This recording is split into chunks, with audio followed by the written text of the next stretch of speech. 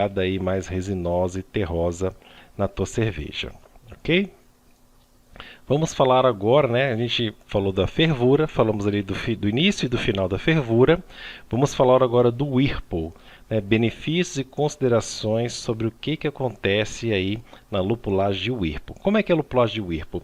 Na medida que você desligou o fogo ali no término da tua fervura, a temperatura do teu mosto vai cair. E aí, qualquer lupulagem abaixo da temperatura de fervura vai produzir outras considerações, outras sensações de aromas e sabores. Então, vamos ver aqui no Whirlpool qual é a diferença desse tipo de sensação em relação ao do final de fervura. O fato importante é que no caso das IPAs, a gente deve concentrar a principal lupulagem de sabor, né, e aroma para este momento do Whirlpool. Não vai ser lá no dry hopping, nem durante aquele término da fervura que vai ser a maior produção dos aromas frutas e cítricos, mas sim neste momento do Whirlpool. Então, quando você estiver trabalhando com haze, IPAs, deixe para esse momento do Whirlpool a maior concentração da tua lupulagem. A gente vai ver mais para frente, a gente vai preparar uma lupulagem de início de fervura, uma outra ali menor de final de fervura, mas aqui a gente vai concentrar a nossa produção, nosso trabalho de solubilização dos nossos óleos aromáticos, né? Lembrando que 10 minutos é suficiente para essa extração sensorial, principalmente os compostos frutados e cítricos, que eles são mais fáceis de ser solubilizados. Se você fizer um Whirlpool muito grande, muito prolongado, você vai acabar gerando gramíneo, resinas, né? Outras sensações aromáticas que não são desejáveis. Então, ou você, depois desses 10 minutos, ou você retira o lúpulo de contato com o mosto, ou você faz um resfriamento rápido. Se você trabalhar com chiller de imersão, então geralmente um resfriamento rápido vai ser a solução mais prática. Se você trabalha com contrafluxo ou com chiller de placas, o melhor vai ser retirar o contato ali do lúpulo, né, o cesto do lúpulo da tua cerveja, ok? Quando a gente está fazendo cerveja, a gente acha que é ineficiente, né? Poxa, deixa lá para tirar mais sabor, mas não. O que tinha de bom já foi tirado. Deixar muito tempo é igual ao café, né? Que fica muito tempo ali em contato, começa a tirar sabor ruim, né? No caso do café, tira aqueles taninos. Aqui no lúpulo vai tirar alguns compostos, principalmente com essa pegada gramínea, resinosa, oleosa, que não é muito interessante. Em relação à escolha de lúpulos, lembrando, geraniol, flores, e linalol, cítrico, são as coisas mais interessantes, né? Cítrico frutado, são as escolhas de óleos mais interessantes para esse momento. Então, quanto mais óleos tiver o lúpulo, mais rápido, né, o maior vai ser essa solubilização, essa extração, maior vai ser a sensação aromática. Então aqui tem a sugestão de 4 lúpulos, olha, Centennial, Cluster, Mosaic, Cinquoi, que tem uma quantidade muito alta de óleos, e desses óleos eles têm essa pegada de cítrico e frutado para você usar aí no momento do Whirlpool. Em relação à temperatura, né, qual é as diferenças entre as temperaturas do Whirlpool? Então, na medida que nós desligamos o fogo, esse teu mosto começa a resfriar. Então, no começo ele vai estar numa temperatura mais alta. Na medida que você deixa esse mosto parado, ele vai resfriando. Então, vamos ver as diferenças entre extrações a 95 graus centígrados, 85 e 75. Em 90 graus centígrados, a gente vai ter uma oxidação maior. Ele é menos eficiente porque evapora, né? A temperatura está muito alta, evapora esses compostos sutis, aromáticos, oxigenados, né? Eles vão rapidamente sair da tua cerveja. Por outro lado, você vai conseguir uma isomerização maior, uma produção maior de amargor. E nesse momento, você vai ter como consequência um perfil sensorial dos óleos mais cítricos, picantes, esterificados, que eles ficam mais ali, eles sobrevivem melhor a essa temperatura mais alta. Então, se você quer uma pegada cítrica, talvez esse momento seja essa temperatura talvez seja o momento ideal para você fazer a primeira inserção ali de lúpulos, deixar 10 minutinhos e tirar, para você potencializar essa pegada cítrica. Uma outra faixa de temperatura, que talvez seja mais indicada para quem vai fazer uma única inserção, seria a temperatura de 85 graus centígrados.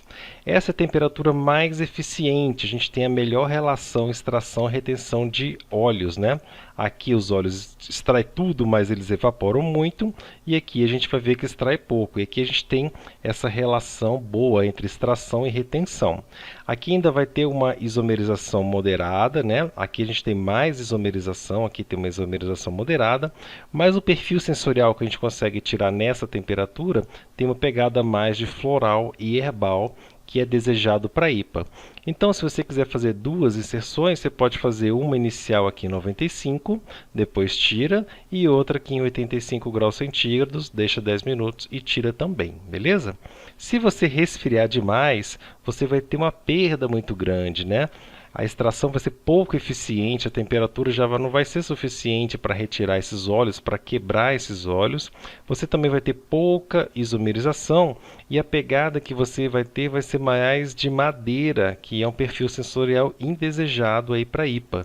Então, temperatura abaixo de 75 ou menos não é adequado para você fazer um tea hopping aí no caso de IPAs, ok? Talvez seja adequado para outro tipo de cerveja, mas para as IPAs não.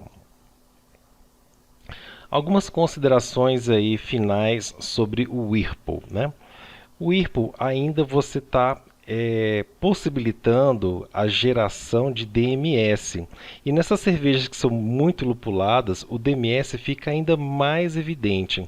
Então a gente tem que ter uma atenção muito boa aos processos de mosturação e de fervura e de até mesmo escolha de grãos para que a gente tenha uma menor produção de DMS. Entre os mecanismos mais eficientes para diminuir o DMS é evitar o malt pilsen, né, prevalecer a escolha do pale ale ou outros grãos que são um pouco mais malteados, e uma fervura intensa ali de pelo menos meia hora, mas desejável de 1 hora. Isso também vai ajudar a tirar lá o SMS, que é um precursor do DMS. Outro fator ruim que acontece desde a mosturação, passa ali na fervura, mas acontece muito aqui no Whirlpool por causa desse mergulhar do lúpulo. Quando a gente joga o lúpulo, ele arrasta oxigênio para dentro do mosto, é a possível introdução de compostos oxidativos. E isso vai fazer mal para a tua cerveja, vai acabar gerando aromas ali de cebola e até mesmo de gramíneo, né? Tióis que tem essa consideração. Então você também tem que evitar o splash, evitar muita movimentação ali do líquido, evitar recirculação. Tem gente que faz a recirculação jogando mosto em cima quente para aumentar a extração. Isso não é uma boa prática, tá? Isso pode acabar prejudicando o sensorial da tua cerveja. A massa verde do Whirlpool, e a gente está falando aqui de muito lúpulo, né, para esse momento, para a gente potencializar aqueles aromas frutados e cítricos, eles podem absorver até 40% dos isoalfa-ácidos da cerveja. O isoalfa-ácido é um componente que ele se combina com a massa vegetal aí do lúpulo e ele pode acabar sendo perdido. Então, uma sugestão para evitar esse problema é você usar no teu Whirlpool não só o lúpulo tradicional, mas a lupulina, como a gente vai falar lá na frente. Ou aumentar a carga, aí contrabalancear a parte de amargor, fazendo lá no início da fervura uma carga maior de lúpulos para você ter uma isomerização mais alta. Então perceba que se você está percebendo na tua cerveja final uma falta de amargor, provavelmente é porque o teu excesso de lupulagem de Whirlpool está roubando esses IBUs aí da tua cerveja, ok? Então, consideravelmente, quanto mais lúpulo você colocar no teu dry hopping, maior vai ser essa absorção, maior vai ser a tua perda dos isoalfa-ácidos neste processo. Vamos falar agora da lupulagem de dry hopping. A lupulagem dry hopping, ela começa a partir do momento do resfriamento ali do mosto, tá? Mesmo antes da inoculação da levedura, você já pode ser considerado ali o processo de dry hopping. Então, o processo de dry hopping ele pode ser antes da inoculação da levedura, logo em seguida, durante a fermentação primária, após a atenuação, depois ali da maturação, né, antes da clarificação, pode ser em qualquer um desses momentos da etapa fria da cadeia da cerveja, ok? E o que ele promove, né? Principalmente muito aroma, um pouquinho de amargor e um pouquinho de sabor. Então é notado que o dry hop ele também contribui para o aumento do IBU da cerveja. Embora a maioria das ferramentas não considere isso, né, o Beersmith, por exemplo, que é um dos nossos softwares mais comuns, mais famosos aí de elaboração de receitas, ele considera a contribuição zero de amargor, mas por conta dos outros componentes, né, como beta-ácidos, alfa-ácidos oxidados, né, eles vão gerar sensações de amargor também durante este dry hopping. E o que a gente deve evitar, no caso das IPAs e NEIPAs americanas, são sensoriais do tipo picante, do tipo herbal, resinoso e gramíneo. O picante ele ainda é aceitável, né? O herbal está na faixa do não desejável, resinoso e gramíneo a gente deve evitar a qualquer custo.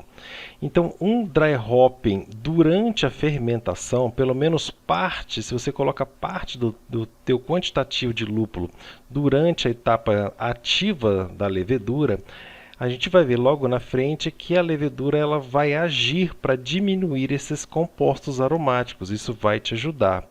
Outra opção sua, né, que você deve trabalhar é evitar lúpulos que tenham muito mirceno, ok? O mirceno que dá esses aromáticos aqui, você deve preferencialmente evitar no caso aí das IPAs americanas.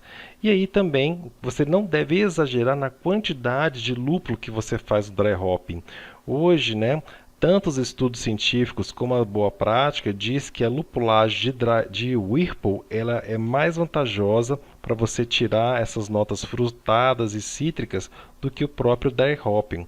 Ali no dry hopping a gente vai colocar uma quantidade menor de lúpulo para dar uma complementação, mas o foco para a extração do sensorial cítrico e frutado vai ser lá no Whirlpool. Em relação ao tempo de contato, né, qual é o efeito do tempo, né, do lúpulo lá na tua cerveja em relação ao sensorial de dry hopping? Então observe o seguinte, o geraniol, que dá a sensação de floral, ele tem uma extração muito rápida. 6 horas de contato com a cerveja são suficientes para você extrair esses óleos aromáticos, né? Na sequência, vem o linalol e o mirceno, que dá o frutado e cítrico. Um dia de contato com o mosto, com a cerveja, na verdade, né, a gente já está falando de levedura, é suficiente para você extrair esses compostos aromáticos. Na medida que você aumenta o tempo, a duração, vão começar a ser extraídos outros óleos aromáticos que não são desejáveis para as IPAs e NEIPAs, como rumolenol, farsenol, nerol, citronelol, né, que vai dar herbal, gramíneo, resinoso. Eles têm extração já a partir de 2 dias. E mais do que isso, você vai tirar uma coisa muito ruim, muito indesejável, que são os polifenóis, que a gente vai falar lá para frente, que eles vão agir de uma maneira ruim na tua cerveja. Então evita, no caso de American IPA, de NEIPA, um dry hopping muito extenso. Quanto mais curto você fizer, melhor vai ser para a tua cerveja, né? Acima de 3 dias, por exemplo, você vai tirar polifenóis do tipo xanthorrumol, que vai começar a dar amargo, gramíneo e vai te dar um resinoso muito grande na tua cerveja. Caso você faça dry hopping com agitação ou com recirculação, aí essa extração vai ficar mais curta ainda. Apenas 4 horas são suficientes para você tirar esses compostos desejáveis, tá? Faça aí um dry hop extremamente cauteloso e bem curto. Mais do que isso, você vai acabar extraindo taninos, amargor, astringência que é indesejável para a tua cerveja. Em relação à temperatura, quanto mais alta for a temperatura do dry hop, maior vai ser a extração de polifenóis. Então, o ideal é uma temperatura de extração menor que o início da tua temperatura fermentativa. Então, 15 graus está aqui como um bom número para você ter uma qualidade ótima entre a solubilização dos compostos aromáticos e uma conservação deles, para que não extraia demais, para não chegar nesses polifenóis aqui. Caso o seu lúpulo aromático ele tenha um alfa-ácido muito elevado, é bem provável que ele também contenha muitos polifenóis. Nesse caso, um dry hop mais cedo, durante ali a etapa fermentativa, vai ser mais adequada, porque vai ajudar nesse processamento dos polifenóis pela levedura, vai te dar uma atividade conservativa melhor.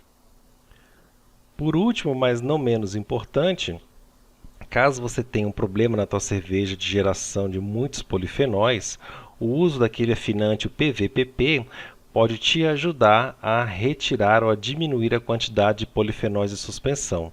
O uso do PVPP vai combinar com esses polifenóis e vai sedimentar ali para o fundo do teu fermentador, ok?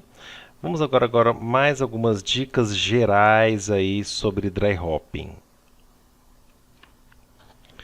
Como eu falei, quanto maior for a carga de lúpulos durante o dry hopping, mais componentes vegetais e polifenóis agressivos serão extraídos. E esse problema ficará ainda mais evidente se você usar no teu grist grãos que tenham muitos beta-glucanos, como trigo e aveia, porque esses beta-glucanos eles vão funcionar como esponjas, eles vão absorver esses polifenóis e vão manter aquilo na cerveja. E esse gosto vai ficar sempre presente na tua cerveja, vai ser uma combinação permanente, você nunca mais vai conseguir tirar da tua cerveja. Então evite essa carga demais, como a gente tem falado aqui, de dry hopping, procure focar mais no IRPO e cuidado com o excesso de trigo e aveia para evitar esse tipo de combinação neste momento. Conforme iremos também ver mais na frente, o aumento do pitch rate, o aumento da quantidade de levedura pode ajudar a remover alguns desses compostos não polares, esses compostos vegetais, por exemplo, e também parte desses polifenóis. Então, o aumento do pitching rate da levedura ajuda não só numa cerveja americana, que é um perfil limpo de fermentação, mas também ele ajuda a processar esses subcompostos aí do dry hopping. Mas mesmo assim, se o teu dry hopping ele for muito intenso, algumas variedades de lúpulo podem acabar alterando o perfil sensorial, mudando de frutado para herbal vegetal, por conta da quantidade de matéria verde que tem lá dentro. E aí você está achando que está abafando, colocando lá 200 gramas de dry hopping, de lúpulo de dry hopping para fazer 20 litros de cerveja, e você vai acabar tirando grama desse lúpulo e aí prejudicando a tua cerveja.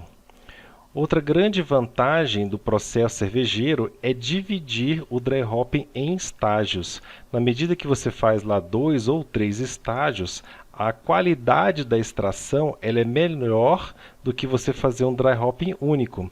Então você pode pegar, por exemplo, lá um saquinho, colocar o teu lúpulo e deixar 2 dias, tira esse saquinho, joga fora, coloca outro saquinho com mais um pouco de lúpulo por mais 2 dias, tira esse saquinho, joga fora e coloca uma terceira carga de lúpulo e deixa lá mais 2 dias, tira e aí vai fazer a clarificação da tua cerveja. Esse processo ele é mais benéfico do que você jogar o lúpulo todo de uma vez lá dentro e deixar ali 2 dias ou até mais dias durante essa etapa de dry hopping, ok? Nesse momento é bom lembrar que o lúpulo, ele além de prover aquela atividade conservativa na cerveja, ele também vai estar solubilizando alfa-ácidos e alfa-ácidos oxidados, que ajudam na retenção da espuma, que é uma coisa muito boa. Só que se você colocar muito lúpulo, você vai alterar o teu pH, você vai acidificar demais a tua cerveja. E aí essa variação muito alta do pH vai prejudicar a tua espuma em vez de ajudar. Então o desejável é simplesmente um pouco mesmo de alfa-ácido para fazer esse trabalho. Em excesso ele acaba prejudicando. E toma cuidado também com alguns lúpulos que têm muitos ácidos gráficos, que por outro lado seria assim, gordura, que eles também vão prejudicar nesses óleos, vão prejudicar aí a retenção da tua espuma. Por fim, aqui está um detalhezinho um pouco já do público americano, mas que começa a aparecer no Brasil, é o tal do malt sheet, que parece que a Best Malt está comercializando.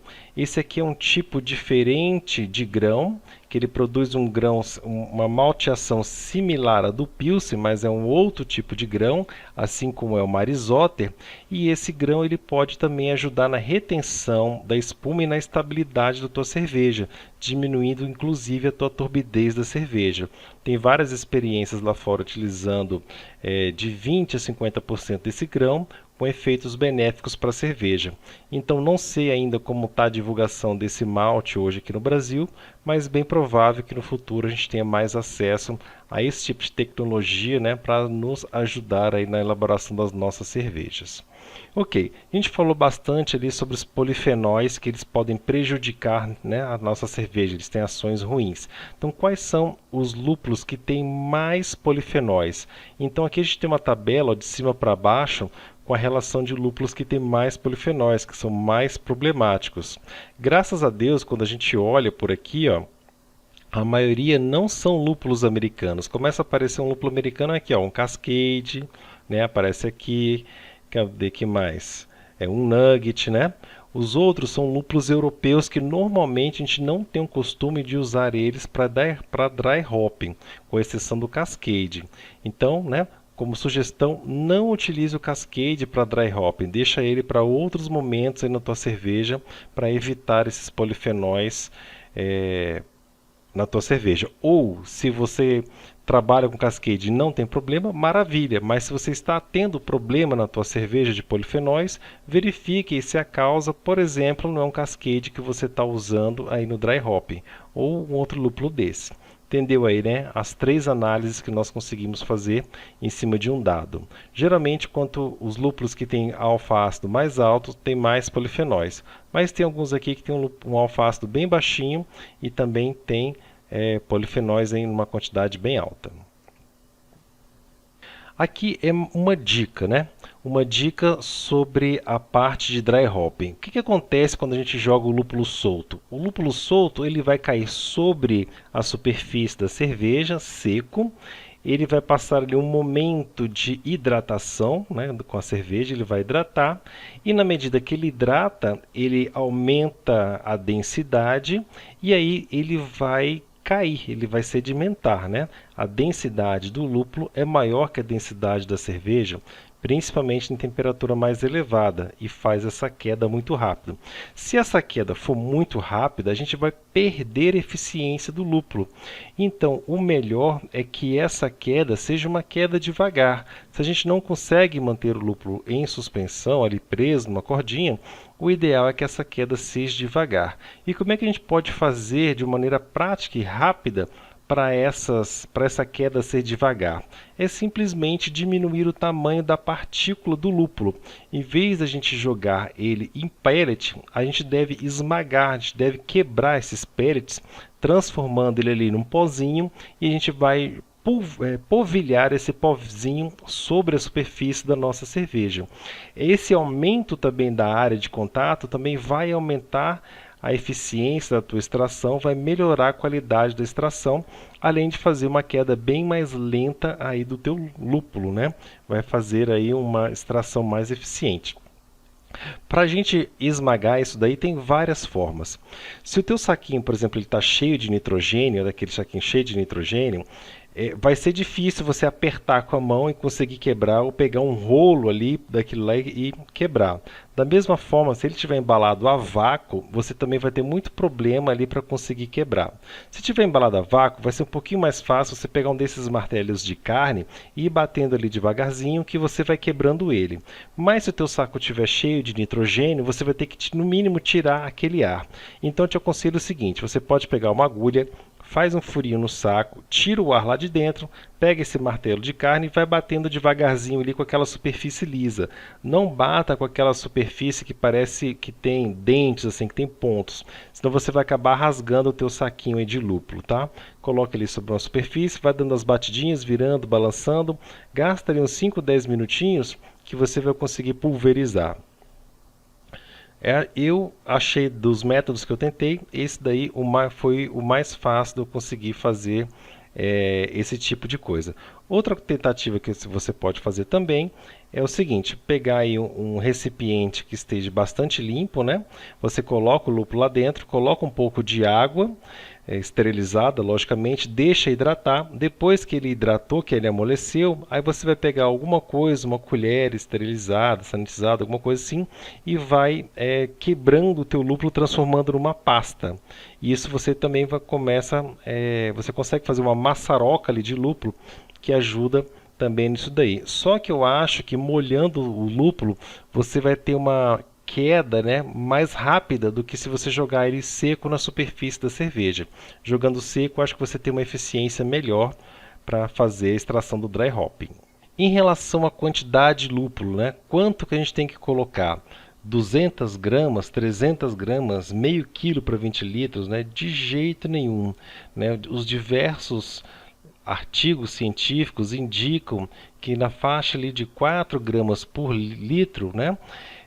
De 2 a 4 gramas por litro, você vai conseguir uma boa extração de óleos essenciais para o teu dry hopping. Então 50 gramas seria mais do que suficiente para você fazer ali 20 litros de IPA, que a gente teria mais ou menos 2 gramas e meia, né, ali de lúpulo para a tua cerveja. Então, se você aumenta essa quantidade, né, por exemplo, um dry hop com 4 gramas de litro por litro, ele vai produzir mais compostos florais do que se você pegar e jogar isso numa carga toda de uma vez, né, 8 gramas por litro, que seria ali um absurdo, né? Seria uma quantidade de mais ou menos 160 gramas para 20 litros, né? É uma carga muito grande. A gente volta àquele slide anterior, onde você vai começar a tirar compostos gramíneos. Então, não exagere na quantidade, pense aí 50 gramas ali, no máximo aqui em torno de 4 gramas por litro, e você pode ainda quebrar isso daí em mais de uma etapa. Então, outra sugestão aqui, ó, 3 inserções de 40 gramas de lúpulo com 24 horas de prazo entre elas, maximiza esse dry hopping para 20 litros de cerveja. Então, coloca lá quase um pacotinho, né? Coloca, esmaga ele, deixa 2 dias, retira, coloca outro, deixa mais 2 dias, retira, coloca o terceiro, mais 2 dias, retira e pronto, e você termina. E assim você vai conseguir fazer um bom dry hopping. Lembrando que quanto menos lúpulo tiver, mais notas florais você vai conseguir retirar. Quanto mais lúpulo tiver nesse dry hopping, mais notas herbais você vai tirar. No caso de IPAs, a gente quer mais essas notas florais e cítricas. Então a gente prefere um dry hop com menos quantidade de lúpulo, mais vezes, 3, às vezes até 5 vezes aí, para você fazer um dry hop mais longo numa IPA mais forte, ok? Vamos falar agora um pouquinho sobre os óleos totais, a soma de todos os óleos que contém o lúpulo. Geralmente lá na embalagem do lúpulo não vem o datasheet completo, não vem explicando quais são os óleos que compõem aquele lúpulo, né? Nem o percentual de cada um. Normalmente a gente tem que acessar o site de quem produz esse lúpulo, né? De quem vasa ele, para a gente tentar recuperar essas informações, né? Olhar nos datasheets. Então geralmente o que vem no saquinho é apenas óleos totais. E a quantidade de óleos totais, ele não indica a qualidade sensorial dos óleos. Pode ter muito óleo, mas pode ser óleo do tipo hidrocarbono, que não é importante, né, tão quanto os álcools terpenos e os ésteres, que é o que a gente mais quer. Antes de você comprar um lúpulo na loja, pega o nome dos teus lúpulos, analisa os datasheets e procura especificamente por qual composto aromático que você quer. Por exemplo, o geraniol, né? Que composto que você está procurando naquele lúpulo. E a partir daí você vai conhecer melhor o teu lúpulo e as sensações aromáticas que ele vai poder produzir para você. Por exemplo, Centennial, Bravo, Tahoma e Comet, eles têm nível alto de beta-pineno, que representa apenas 1% dos óleos totais presentes, mas ele tem uma qualidade aromática muito boa. Então, dependendo do que você vai conter, um lúpulo que tem apenas 1 ml a cada 100 gramas, ele vai ser mais interessante do que um lúpulo que tenha 5 ml a cada 100 gramas, porque aquele 1% é de um óleo de uma alta qualidade aromática, de um perfil aromático que você está procurando. Alguns lúpulos eles vão possuir alguns compostos que vão prejudicar ou vão ajudar na retenção de espuma. Então, por exemplo, lúpulos com muito ácidos graxos, que se ligam às proteínas, eles vão fazer com que aqueles compostos ruins acabem quebrando e desestabilizando a superfície da espuma, como se fosse o efeito ali de sal, né, no sabão. Quando a gente joga sal, acaba toda a superfície da espuma, não consegue mais ser formada. Então, quais são esses lúpulos que podem atrapalhar a retenção de espuma, principalmente durante o dry hopping? Bravo, Centennial e Cascade, eles têm essa capacidade, essas características de poder atrapalhar. Já tem outros que vão ajudar na retenção da espuma, como o Eureka e o Apollo. Novamente, a interpretação desse slide não é aquilo que a gente deve fazer assim, ó, não use esses três, use esses dois. A gente tem que ver o seguinte, olha, eu gosto do perfil do Cascade, eu acho que o perfil do Centennial para essa cerveja vai ser adequado, mas eu estou tendo problema de retenção de espuma, então talvez eu deva retirar o uso deste lúpulo para esse momento que é dry hopping e trazer ele, por exemplo, lá para o Whirlpool, para conseguir fazer uma extração de alguma forma que eu não prejudique a minha espuma. Ou eu devo diminuir a quantidade desse lúpulo na minha cerveja porque ele está atrapalhando a minha espuma. Então é mais um mecanismo para você identificar possíveis problemas do que para te direcionar para uma escolha, né? Ah, vou usar esse porque esse não dá problema, mas não vou usar aquele porque ele dá problema. Não. De repente, o perfil aromático do Eureka e do Apollo não é aquele que você está procurando para a tua cerveja. Ok? Por fim, qual que é a relação do malte em relação à retenção de espuma? A regra geral é o seguinte, quanto mais proteína tem um malte, maior é a retenção de espuma. É por isso que a gente usa comumente um pouco de aveia, ou um pouco de trigo, ou um pouco de centeio, para aumentar ali a retenção de espuma, né? Esses maltes, eles têm proteínas de médio e de alto peso molecular. Só que quando essas proteínas de alto peso molecular estão em grande quantidade, eles podem acabar produzindo bolhas grandes, bolhas feias. Quando você tem esse tipo de problema nesse grão, é indicado, somente nessa condição, é indicado você fazer uma parada proteica para diminuir o tamanho dessas proteínas. Se você não tem esse tipo de problema, se os teus grãos não têm, então não faça a parada proteica, porque ela vai acabar prejudicando a tua cerveja, principalmente em IPAs que precisam de um pouco mais de corpo. Cereais não maltados também não são ideais para esse tipo de cerveja, porque eles têm pouca proteína de médio peso molecular e muita proteína de alto peso molecular. Então eles acabam atrapalhando a retenção de espuma, fazendo essa espuma mais feia. Cereais não maltados são indicados para lambics, para cervejas que precisam de nutrientes por muito tempo para fazer uma evolução sensorial, normalmente associados ali a bactérias ou a leveduras do tipo breta. Então não use cereais não maltados para IPAs, NEIPAs e coisas afim, tá? O processo de malteação, né, durante a germinação, ele também cria proteínas de médio peso molecular.